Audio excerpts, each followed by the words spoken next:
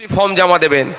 গত কয়েকদিন আগেকারের কথা বলছি, আমাদের জাঙ্গিপাড়া বিধানসভার জাঙ্গিপাড়া ব্লকের রাজবোলহাট 2 নম্বর অঞ্চলের অন্তর্গত একটি বুথে ফেক বিএলও অফিসার এসে উপস্থিত হয়েছিল।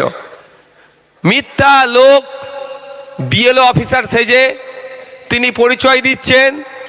বিডিও থেকে তাকে পাঠানো হয়েছে, আপনাদের কাগজগুলো আমাকে দিন, আমি জমা করব।